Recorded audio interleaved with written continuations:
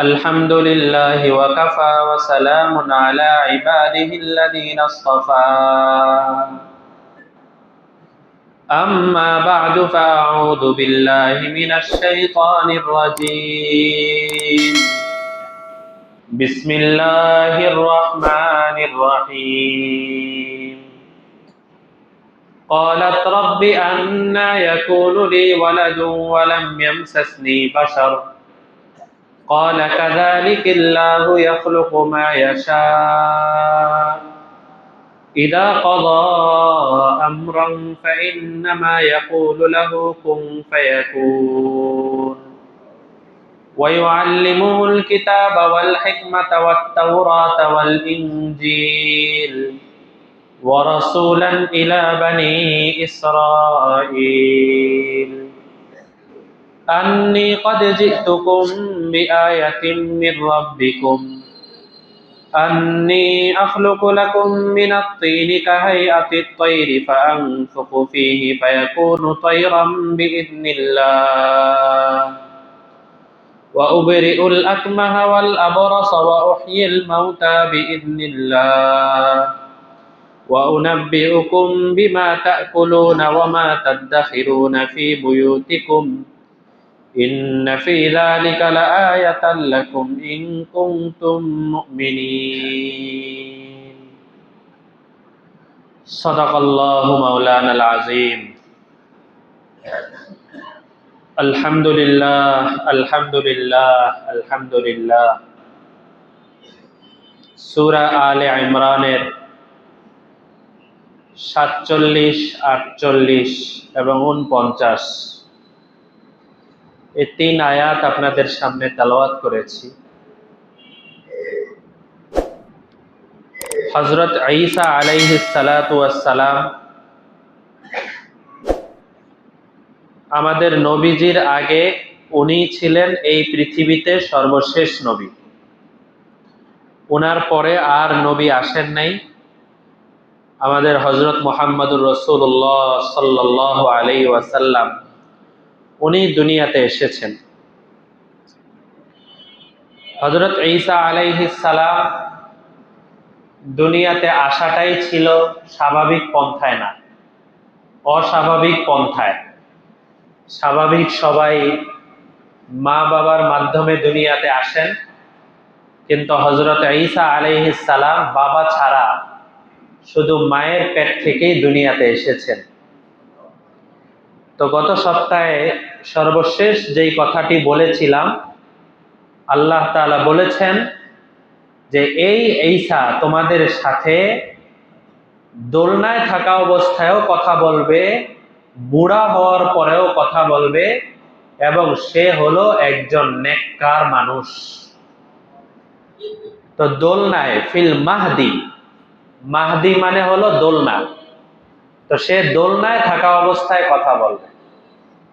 আমরা অনেক সময় মানুষের নাম রাখি না মাহদি, অনেকের নাম থাকে না মাহদি হাসান। দেখেন আরবি ভাষাটা কত সূক্ষ্ম। মাহদি, এই দি লাস্টে একটা দাল আছে না, বা বাংলায় বুঝলে কি দ, এই মাহদি বা মাহদু, এই জায়গায় যদি আপনি থেমে যান মাহদি, তাহলে এর অর্থ হয় হলো দোলনা। আর শুধু সব এক, শুধু মাহদি একালিফ টান দিছেন, তাহলে এর অর্থ হয়ে যায় হেদায়েত প্রাপ্ত একজন মানুষ। দেখছেন? তা আমাদের কাছে অনেক সময় মানুষ নামের অর্থ জিজ্ঞেস করেন, আপনারা অনেক সময় জিজ্ঞেস করেন। আবার অনেক সময় আমিও মাঝে মধ্যে অনেকের নাম ভুল শুনলে ডাইরেক্ট বলি না যে ভুল, যখন নাম শুনি যে বুঝলাম যে ভুল, তখন জিজ্ঞেস করি নামের অর্থ কি, বলতে পারে না। পরে আবার আমাকে জিজ্ঞেস করে, হুজুর আপনি বলে দেন, নামের অর্থ তো এই, নাম তো সহি না, সঠিক না, নাম পরিবর্তন করে। আমাদের নবীজি যে কত সাহাবীর নাম পরিবর্তন করছেন, হাদিসের ভান্ডারের মধ্যে অভাব নাই। নাম পরিবর্তন করতে হলে কোনো আকিকা লাগে না। মাসালা জেনে রাখি, নাম পরিবর্তন করতে নতুন করে আকিকা লাগবে না, বাস আপনি আপনার মতো পরিবর্তন করে ফেলেন, সমস্যা নেই। মাসালা যেটা সমস্যা যেটা হয় সেটা হলো অনেক সময় অনেকের ভোটার আইডি কার্ডও ভুল নামে বানানো থাকে। তো কাগজপত্রে আপনার ওই নাম থাকলো, যদি সেটা পরিবর্তন করা এত ঝামেলা হয় তাহলে ওই নাম বাকি থাকলো, কিন্তু ভুল নামের উপরে সারা জীবন পার করে দেওয়া এটা ঠিক না। তো যাই হোক, তো মাহদি এখানে যদি টান না দেন তাহলে অর্থ কি? দোলনা। এই যে যেটা এই যে এখন আয়াত পড়লাম, ওয়ায়ুকাল্লিমুন নাসা ফিল মাহদি, ঈসা তোমাদের সাথে দোলনা থাকা অবস্থায় কথা বলবে। আর এখানে মাত্র একালিক টান যদি দেন মাহদি, তাহলে অর্থ হলো হেদায়েত প্রাপ্ত লোক, মানে যেই মানুষটা হেদায়েত পেয়ে ভালো হয়ে গেছে ওই মানুষকে বলা হয় মাহদি। কিন্তু আমরা বাংলা ভাষায় কিন্তু এত কিছু খেয়াল করি নাই, সবাই রে মাহদি, মন চাইলে টান দেই, মন চাইলে টান দেই না।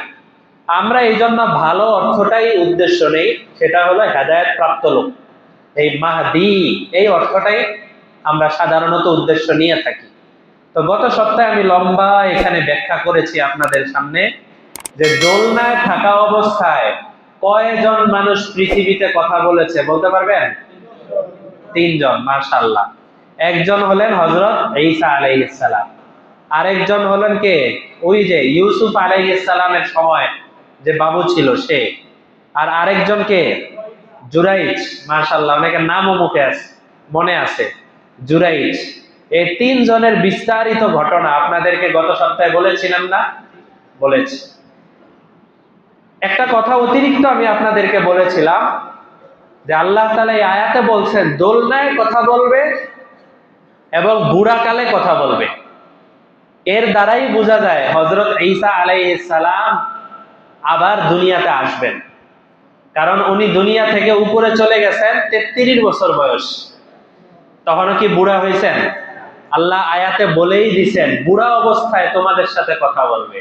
তার মানে দুনিয়াতে আসবে, এরপরে প্রায় 40 বছরের মতো হায়াত পাবেন, এরপরে উনি দুনিয়া থেকে বিদায় হবেন, বুড়া হয়ে এরপরে দুনিয়া থেকে যাবেন। তার মানে এই আয়াতের মধ্যে বুড়া হওয়ার পরে কথা বলবে, এই আয়াতের মধ্যে ইঙ্গিত দেওয়া আছে যে ঈসার জীবন এখনো শেষ হয় নাই, আরো বাকি আছে। কথা বুঝে আসছে? হ্যাঁ। যখন হযরত মারিয়ামকে এসে এই ফেরেশতারা এসে বলল যে তোমাকে একটা সন্তান দেওয়া হবে, যেই সন্তান দোলনায় কথা বলবে, যেই সন্তান বুড়া হওয়ার পরে কথা বলবে, যেই সন্তান নেককার হবে, ক্বালাত, সাথে সাথে হযরত মারিয়াম উনি বলে উঠলেন রব্বি আন্না ইয়াকুনু লি ওয়ালাদু ওয়া লাম ইয়ামসাসনি বাশার। বাশার মানে কি? মানুষ। বাশার মানে কি? মানুষ। আমাদের অনেকের নাম থাকে কিন্তু আবুল বাশার নাম থাকে না, মানে মানুষের বাবা। অনেকের নাম থাকে আবুল কালাম, কালাম মানে হলো কথা, আবুল কালাম মানে হলো কথার বাবা। এই নামের কি অর্থ? কথার বাবা, কথার বাবা, এরকম নাম রাখে, আবুল কালাম, আবুল বাশার। যাই হোক, নাজায়েজ না, সমস্যা নেই। তো ওয়ালাম ইয়ামসাসনি বাশার, হযরত মারিয়াম বলেন রব্বি, হে আমার রব, আন্না ইয়াকুনু লি ওয়ালাদ, আমার আবার সন্তান হবে কিভাবে? ওয়ালাম ইয়ামসাসনি বাশার, অথচ কোন পুরুষ আমার শরীরে স্পর্শ পর্যন্ত করে নাই, কোন পুরুষ আমার শরীরে টাচ করে নাই। ইয়ামসাসনি মানে একদম টাচও করে নাই, স্পর্শ করে নাই। তো বৈধ পন্থায় হোক অবৈধ পন্থায় হোক, যেই পন্থাই হোক, বৈধ পন্থায় আমার কোনো স্বামী নাই, অবৈধ পন্থায় আমি কোনো জিনাকারিনী না, তাহলে কোনোভাবেই তো আমাকে কোনো পুরুষ স্পর্শ করে নাই। হে আমার রব, কিভাবে আমার মধ্যে সন্তান হবে, আমার থেকে সন্তান হবে? ক্বালা কাযালিকাল্লাহু ইয়াখলুকু মা ইয়াশা, আল্লাহ বলেন আল্লাহ তাআলা চাইলে এইভাবেই তোমার পেট থেকে কোন পুরুষের স্পর্শ ছাড়াই ইয়াখলুকু মা ইয়াশা, তিনি চাইলে তোমার এই পেট থেকেই সন্তান বের করে নিয়ে আসতে পারেন। এরপর আল্লাহ তাআলা আরেকটা জবাব দিচ্ছেন, ইযা ক্বাদা আমরা, জেনে রাখো আল্লাহ যখন কোনো কিছুর কদা ফায়সালা করে ফেলেন, এটা হবে, এই ফায়সালা হবে, ফাইন্নামা ইয়াকুলু লাহু কুন ফায়াকুন, আল্লাহ তখন বলে দেন কুন, হয়ে যাও, তখন সাথে সাথে ওই জিনিস হয়ে যায়। আল্লাহ তাআলার কোনো কিছু করতে হলে আলাদা করে কোনো প্রয়োজন নাই যে এই জিনিসটা এইভাবে করতে হবে, এটা হইতে হবে, এরকম হইতে হবে, এগুলা কোনো কিছুর প্রয়োজন নাই। প্রয়োজন ছাড়াই, কোনো মাধ্যম ছাড়াই কুন, আল্লাহ বলেন হয়ে যাও, ফায়াকুন, সাথে সাথেই কি হয়ে যাবে। এটা আল্লাহ তাআলা চাইলেই সম্ভব। এর সবচেয়ে বড় দলিল হলো বর্তমান যে আমাদের মধ্যে এই যে ঘন ঘন কোরআনের হাফেজ হইতেছে, এটাতে একমাত্র আল্লাহ তাআলার কুদরত। আমি আমার কথা বলি, আমি হেফজখানায় ভর্তি হওয়ার পরে ১.৫ বছরের আগে পুরা কোরআন শরীফ হেফজ মুখস্থ করে ফেলছি। আমার কাছে মনে হয়, এখন পর্যন্ত মনে হয়, যদি এই কোরআন শরীফের মতো অন্য কোনো কিতাব আমার হাতে দেওয়া হয়, আমি মনে হয় ২-৩ বছর ৫ বছরেও এরকম হুবহু মুখস্থ করে তাও আবার বুকের মধ্যে নিয়ে রাখতে পারবো বলে আমার মনে হয় না। আমি আমার কথা বলি, অন্যদের কথা না বললাম, আমার মনে হয় না আমি পারবো। অথচ সে কবে হেফজ শেষ করেছি, এখন পর্যন্ত চলতেছে চলতেছে, হাঁটতে চলতে ফিরতে চলতেছে। এবং এমন না যে বাস শেষ হয়ে গেছে, এই যে চলছে, এই যে বুকের মধ্যে, আমার কথা বাদ দেন, অন্য যত হাফেজ তাদের বুকের মধ্যে যে পুরা ৩০ পারা কোরআন আল্লাহ তাআলা ঢুকিয়ে রাখছেন, এটা তো আল্লাহ তাআলার একটা বড় কুদরত। আল্লাহ বলেন কোন, আরে ঢুকো, এই সিনাটার মধ্যে ঢুকো, এই বুকটার ভিতরে আমার কালামটা ঢুকো, বাস আল্লাহ তাআলা সহজেই এই কালামটা এই বুকের মধ্যে ঢুকায় নেন। আমার এক বন্ধু ছিল, সে তো আরো অল্প সময়, মাত্র আমরা একসাথেই হেফজখানায় ঢুকছি, মাত্র ৮ মাসে সে হাফেজ হয়ে হেফজখানা থেকে বিদায় নিয়ে চলে গেছে। আমার বন্ধু একসাথেই পড়ছে ৮ মাস। তো এত কম সময়ের মধ্যে ছোট ছোট বাচ্চা, ৭ বছর ৮ বছর ১০ বছরের বাচ্চারা পুরা কোরআন শরীফ মুখস্থ, পুরা কোরআন শরীফ, এবং পুরা কোরআন শরীফের মধ্যে কোনো এদিক সেদিক নাই, একটা জের জবর পরিবর্তন করার ক্ষমতা কারো নাই। আমি যখন হাফেজ হয়েছি, হাফেজ হওয়ার পরে আমার ওস্তাদ আমাকে বলছিলেন যে তোমার কাছ থেকে এবার পুরা কোরআন শরীফ শুনব। আমার বয়স তখন মাত্র ৯.৫ বছর থেকে ১০ বছর, এই সময়ের মধ্যে পুরা কোরআন শরীফ শুনবো। একদম আমার ওস্তাদের কাছে সূরা ফাতিহা থেকে শুরু করে মিনাল জিন্নাতি ওয়ান নাস পর্যন্ত একটা লোকমা, একটা ভুলও লাগে না, বিনা লোকমায় পুরা কোরআন শরীফ শোনাইছে। ওই সময় হুজুর আমাকে পুরস্কার দিয়েছিলেন, এবং এত বছর আগে এখন পর্যন্ত ওই পুরস্কার আমি হেফাজতে রেখে দিচ্ছি। ওস্তাদের পুরস্কার, সারা জীবন এটা হেফাজতে রেখে দিচ্ছি। কিন্তু মাঝে মধ্যে, এটা আমার নিজের কথা না, মাঝে মধ্যে আমি নিজেই কল্পনা করি যে এটা কি করে সম্ভব যে পুরা কোরআন মাজিদ, ওই সময় তো হুজুররা মুখস্থ করাইছেন, আমি পড়ছি বা শেষ, কিন্তু এখন চিন্তা করি পুরা কোরআন মাজিদ কত আয়াতের সাথে কত আয়াত, একটা আয়াতের সাথে আরেক আয়াত, কোনো পেচ লাগতেছে না, কিছু হচ্ছে না, পুরাটা শোনাইতে পারতেছেন হাফেজ সাহেবরা। অবস্থাটা এটা কি করে সম্ভব? এটা আল্লাহ তাআলা বলেন ইজা কযা আমরান, আল্লাহ যদি কোনো বিষয় ফয়সালা করে ফেলেন, ফাইন্নামা ইয়াকুলু লাহু কুন ফায়াকুন, আল্লাহ বলে দেন হয়ে যাও, সাথে সাথে কি হয়ে যায়। এটাই দুনিয়ার নিয়ম। এরপরে আল্লাহ তাআলা বলেন ওয়ায়ুআল্লিমুহুল কিতাব, হে মারিয়াম ভয় পাওয়ার কারণ নাই, তোমার এই সন্তান অনেক ভালো একজন সন্তান হবে। ভালো সন্তান হবে, ভালো মানে কি? ভালো এর ব্যাখ্যা কি? ভালো বলতে তো আমরা এক একজন এক এক ভাবে ব্যাখ্যা নিই, তাই না? সব মা বাবাদেরকে জিজ্ঞেস করবেন ভাই আপনার সন্তানটা কেমন? আমার সন্তান এই এলাকার মধ্যে এক পিসি। সব মা বাবারা এটা বলে না? নিজের সন্তানের ব্যাপারে কিন্তু সব মা বাবারাই ভালো ধারণা রাখে, এটা স্বাভাবিক। তো ভালোর কিন্তু আলাদা ব্যাখ্যা লাগবে। ভালো কাকে বলে? ভালোর ব্যাখ্যা হলো অনেক টাকা পয়সাওয়ালা, ভালোর ব্যাখ্যা হলো অনেক ভদ্র, ভালোর ব্যাখ্যা হলো অনেক শিক্ষিত, ভালোর ব্যাখ্যা হলো বিভিন্ন অনেক কাজ করতে পারে, অনেক ধরনের ব্যাখ্যা। ভালো এটা হলো একটা ব্যাপক শব্দ। এখন এই ভালোর একটা ব্যাখ্যা দরকার। এটা জিনিসটা কি, ভালো কাকে বলে? আল্লাহ তাআলা ব্যাখ্যা দিচ্ছেন, ওয়া ইউআল্লিমুহুল কিতাব। এই যে ভালো, এর এক নাম্বার ব্যাখ্যা হলো আসমানি যত কিতাব আছে সমস্ত কিতাবের জ্ঞান আল্লাহ তাআলা তোমার সন্তানের মধ্যে দান করবেন। দেখছেন ভালোর ব্যাখ্যা কি? আগেও বলছিলাম না, আমাদের কাছে সফলতা, ক্যারিয়ার, কামিয়াবি, এগুলো বানানো হয়েছে একটা আমরা মাপকাঠি বানায় নিয়েছি। সেটা কি? টাকা পয়সা। এই টাকা পয়সায় যে পৌঁছতে পারবে সেই সফল।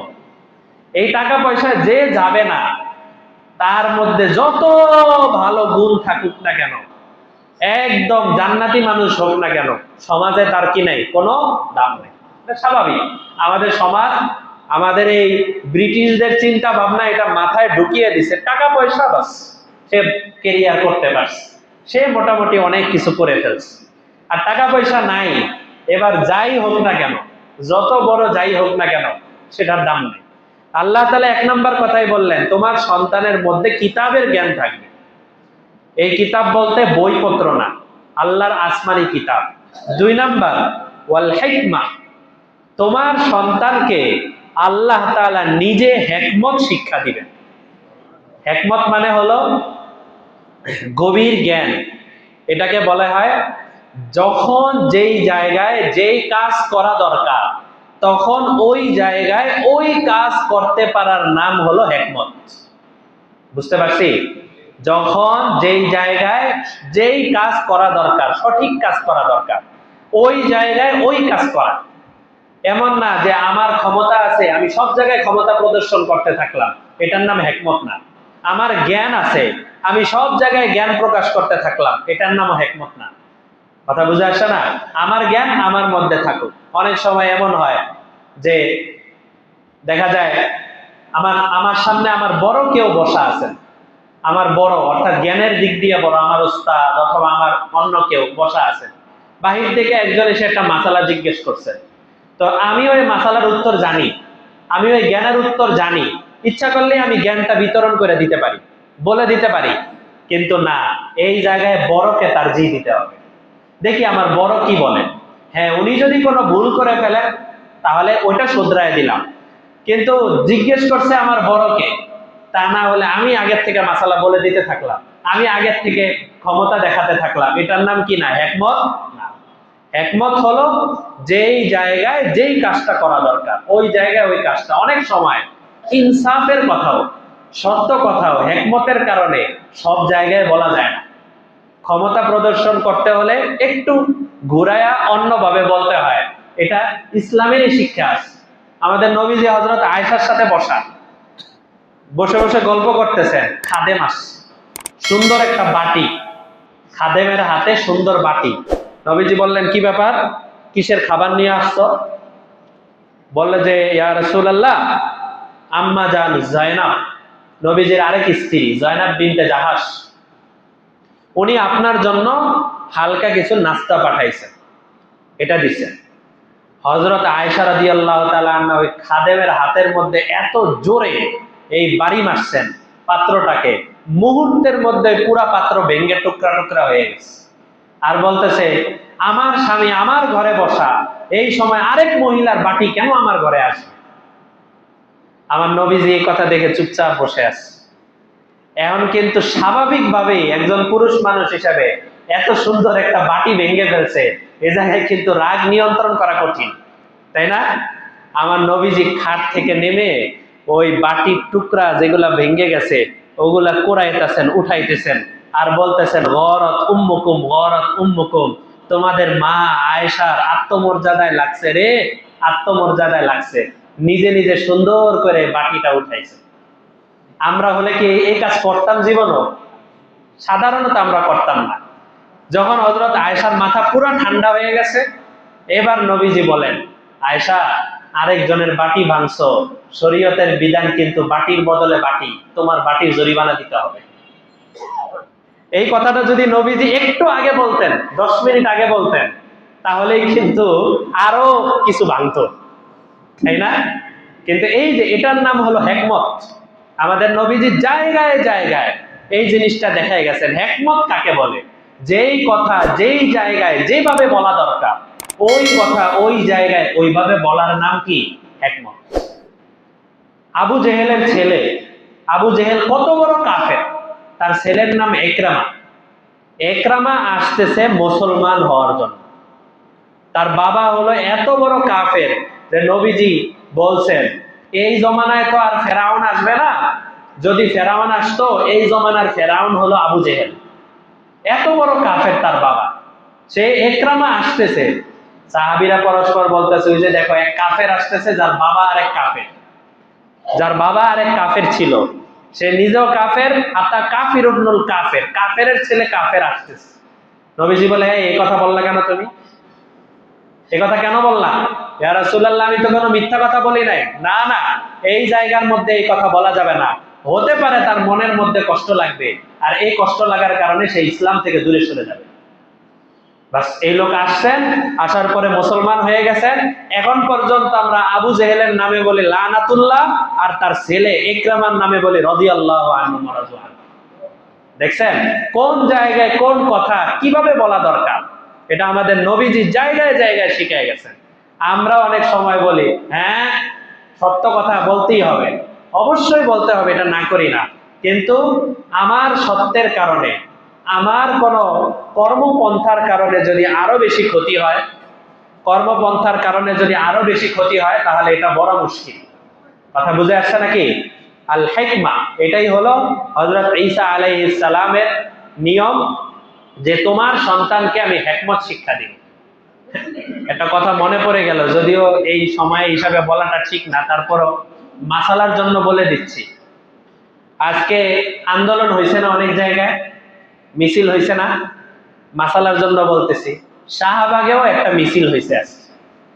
সেই মিছিলের নিয়ম হয়েছে যে হুজুর জুমার নামাজের আগে শত শত হাজার মানুষের সামনে উনি ওসমান হাদির জন্য দোয়া করছেন, এই বয়ান করছেন, খুতবা দিচ্ছেন, জুমার নামাজ হয়েছে, এরপর মিছিল হয়েছে, অনেক কিছু হয়েছে।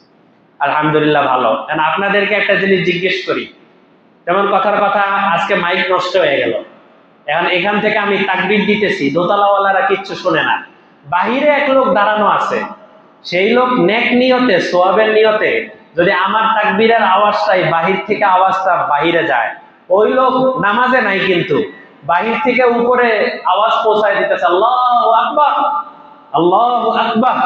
তাহলে উপরওয়ালারা আমার আওয়াজ না শুনে, অথবা মুকাব্বিরের কোনো আওয়াজ না শুনে, বাহিরের লোকদের লোকমা নিয়ে যদি কি করে, নামাজ আদায় করে, তাহলে এই নামাজ আদায় হবে? নামাজ আদায় হবে না। কিন্তু শাহবাগে আজকে এই ঘটনা ঘটছে। কি হয়েছে? হুজুর নামাজ পড়াইতেছেন, হুজুরের কাছে তো মাইক, বাহিরের এক লোক, এই লোক নামাজে নাই, কিন্তু সেই লোক হুজুরের মুখে মাইক ধরছে।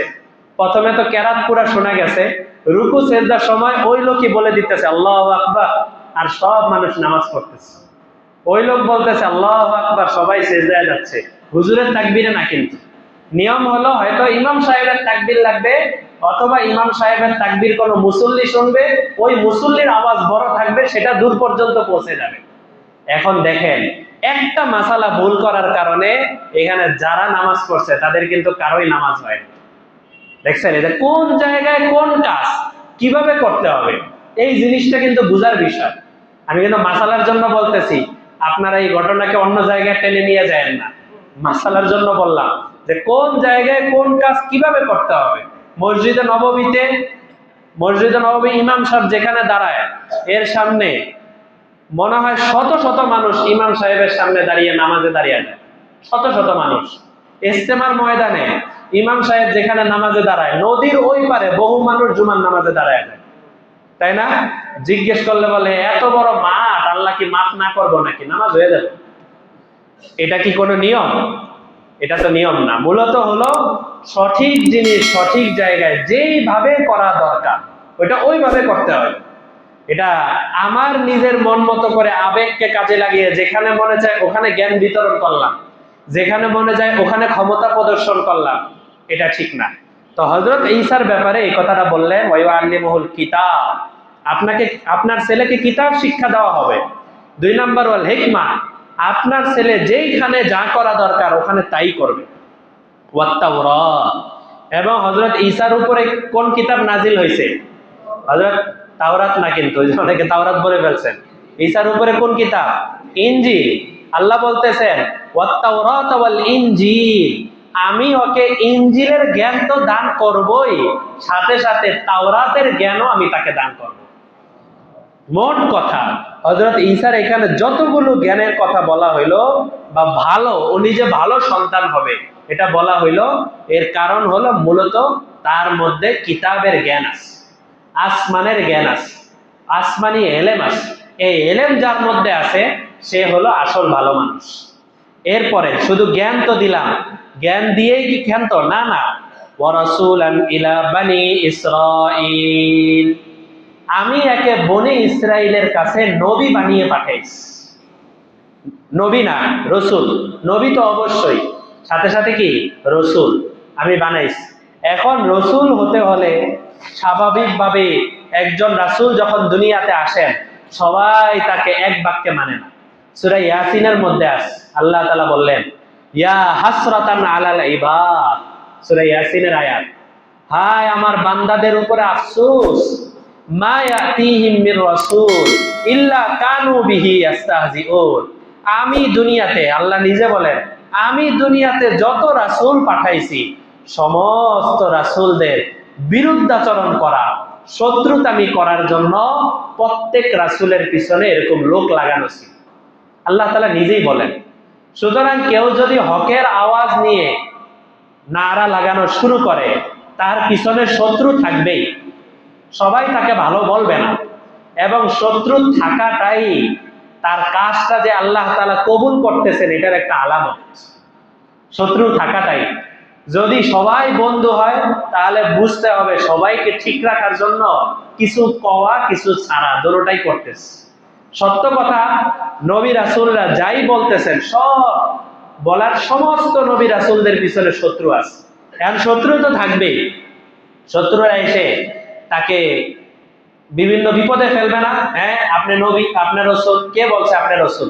হযরত ঈসা বলেন, দেখেন, আন্নী ক্বাদ জিতুকুম বিআয়াতিম মির রাব্বিকুম, হযরত ঈসা এসে তার উম্মতের কাছে বলে আমি আমার রবের পক্ষ থেকে তোমাদের কাছে একটা নিদর্শন নিয়ে আসছি। আমি আমার রবের পক্ষ থেকে নিদর্শন নিয়ে আসছি, কিছু আলামত নিয়ে আসছি। আমি যে রাসূল, আমি যে নবী, এটার কিছু আলামত আমার কাছে আছে। কি আলামত? 1 নাম্বার, আন্নী আখলুকু লাকুম মিনাত তিন, তিন মানে হলো মাটি। আন্নী আখলুকু লাকুম মিনাত তিনি কাহাইআতিত তায়র, তোমরা আমার কাছে কিছু মাটি নিয়ে আসো। মাটি নিয়ে আসার পরে এই মাটিটাকে তোমরা পাখির আকৃতিতে বানায় দাও। ছোট বাচ্চারা অনেক সময় মাটি দিয়ে কি বানায়? পাতিল বানায়, মাটি দিয়ে চামচ বানায়, এরপরে রান্না বান্না করে, খেলাধুলা করে। তো মাটি দিয়ে বিভিন্ন ধরনের আকৃতির জিনিস বানায়। এই উম্মতের জন্য কোন মাটি দিয়ে, কাগজ দিয়ে, পুতুল দিয়ে কোন প্রাণী সদৃশ কিছু বানানো জায়েজ নেই। বাচ্চাদেরকে পুতুল কিনে দেওয়া যেটা স্পষ্টভাবে মানুষের আকৃতি অথবা কোনো প্রাণীর আকৃতি, এটা কিনে দেওয়া জায়েজ নেই। এমন কোন জামা পরানো যেই জামার মধ্যে মানুষের আকৃতি আছে, এই জামা পরানো জায়েজ নাই, এটা কবিরা গুনাহ। মাসালা জেনে রাখা ভালো। এমনকি খাতা কলমও যদি কিনে দিতে হয় তারপরও যেই খাতার উপরে ছবি আছে ওই খাতা কিনে না দেওয়া, বরং সাধারণ ছবি মুক্ত যত আছে। অনেক সময় তো এমন হয় বাচ্চাদের কাপড়, বাচ্চাদের শীতের জ্যাকেট, এগুলো ছবি ছাড়া পাওয়াই যায় না, ছবি আছেই না, ছবিওয়ালা কেনা যাবে না, এটা একদম নাজায়েজ এই উম্মতের জন্য। তো হযরত ঈসা বলতেছেন তোমরা আমার কাছে মাটি নিয়ে আসো, কাহাইআতিত তায়র, ওই মাটি দিয়ে তোমরা পাখি বানাও। ফানফুখু ফীহি ফায়াকুনু তায়রাম বিইذনিল্লাহ। আসছে তার উম্মতরা নিয়ে আসছে মাটি, মাটি সুন্দর করে মাটি দিয়ে পাখি বানায় নিয়ে আসছে। হযরত ঈসা ফানফুখু ফীহি, উনি একটা ফু দিছেন, ফু, এই মাটির মধ্যে একটা ফু দিছে। ফায়াকুনু তায়রাম বিইজনিল্লাহ, সাথে সাথে এই মাটি পাখি হয়ে উড়াল দিয়ে চলে গেছে। হযরত ঈসা বলেন, এই যে আমি যে নবী, আমি যে রাসূল, এটার একটা মুআজিজা। কারা মুআজিজা? আল্লাহর পক্ষ থেকে নিদর্শন। যে এখন উনি বলতেছেন, এই যে যে আমার ফুয়ের কারণে মাটি থেকে পাখি হয়ে গেল, এটা কিন্তু আমার ফুয়ের কারণে না, বিইজনিল্লাহ, এটা আল্লাহর আদেশে হয়েছে। তোমরা আবার আমাকে খোদা বানায় না। হযরত ঈসাকে কিন্তু এই কারণে অনেকে কি বানায় ফেলছে? খোদা বানিয়ে ফেলছে। না, হযরত ঈসা নিজেই বলে দিচ্ছেন বিইজনিল্লাহ, এটা আল্লাহর আদেশে, আমার কোনো বিষয় না। এরপরে ওয়াউবরিউল আকমাহা, কোন বাচ্চা, কোন ছেলে পেলে যদি এমন থাকে যারা জন্মের সময় থেকে অন্ধ, চোখে দেখে না, ওই ছেলে পেলেকে আমার কাছে নিয়ে আসো, বাচ্চাকে নিয়ে আসো, আমি ওর হাতের মধ্যে, ওর চোখের মধ্যে আমার হাত বুলিয়ে দিব, বুলিয়ে দেওয়ার সাথে সাথে তার দৃষ্টি শক্তি ফেরত চলে আসবে। ওয়াল আবরস, কুষ্ঠ রোগী যদি কেউ থাকে, কুষ্ঠ রোগী অর্থাৎ যাদের হাতে পায়ে শরীরে অনেক ধরনের খুজলি পাঁচরা হয় না, এবং বিভিন্ন ধরনের রোগ হয় যেগুলো সাধারণত ভালো হয় না, এই জাতীয় কুষ্ঠ রোগী যারা আছে এদেরকে আমার কাছে নিয়ে আসো, আমি এদের সবাইকেও হাত বুলিয়ে দিব, এরা সুস্থ হয়ে যাবে। ওয়া উহয়িল মাউতা বিইজনিল্লাহ, শুধু কুষ্ঠ রোগী আর অন্ধ না, বরং কোন মৃত মানুষকে আমার কাছে নিয়ে আসো, আমি নবী মানতে যদি তোমাদের কষ্ট হয়, দেখো ওই মৃত মানুষকে আমি জীবিত করে দিব। সত্যি মৃত মানুষকে নিয়ে আসা হয়েছে, উনি বলছেন কুম বিইজনিল্লাহ, আল্লাহর আদেশে দাঁড়ায় যাও, মৃত মানুষ সাথে সাথে জিন্দা হয়ে গেছে। হযরত ঈসার সময়, একটু আগেও তাফসিরে ইবনে কাসিরের মধ্যে পড়তেছিলাম যে হযরত ঈসার সময় যত কাফেররা ছিল, যারা তাকে নবী হিসাবে মানে না, তারা ছিল বড় বড় ডাক্তার, অনেক বড় বড় চিকিৎসক ছিল। হযরত ঈসা এই জন্য কাফেরদের মোকাবেলায় এমন চিকিৎসায় নিয়ে আসছেন, যেই জায়গায় গিয়ে সব কাফেররা শেষ, ওই জায়গায় গিয়ে হযরত ঈসার কারামত শুরু হয়ে যায়। ওয়াউনাব্বিউকুম বিমা তাকুলুনা ওয়া মা তাদাখিরুনা ফি বুয়ুতিকুম, তোমরা আজকে বাসায় বসে কি খাইছো, আর কোন খাবারটা ঢুকিয়ে রাখছো, খাও নাই, আমার কাছে আসো, আমি বলে দিতে পারবো তোমার বাসায় কোন খাবারটা খাইছো আর কোন খাবারটা লুকায় রাখছো। দেখছেন কতগুলো মুআজিজা আল্লাহ তাআলা হযরত ঈসাকে দান করছেন। এরপরে হযরত ঈসা বলেন, ইন্না ফি যালিকা লাআয়াতাল লাকুম ইন কুনতুম মুমিনিন, তোমরা যদি মুমিন হইতে চাও তাহলে এই জিনিসগুলাই তোমাদের মুমিন হওয়ার জন্য যথেষ্ট। আর কারো নসিবে যদি ঈমান না থাকে, তাহলে এর চেয়েও ভালো জিনিস যদি দেখানো হয়, তাহলেও সে কি পারবে না, ঈমান আনতে পারবে না। তো আল্লাহ তাআলা আমাদের সবাইকে নবীদের এইসব ঘটনা থেকে শিক্ষা গ্রহণ করার তৌফিক দান করেন। ওয়া আখিরু দাওয়ানা আনিল হামদুলিল্লাহি রাব্বিল আলামিন।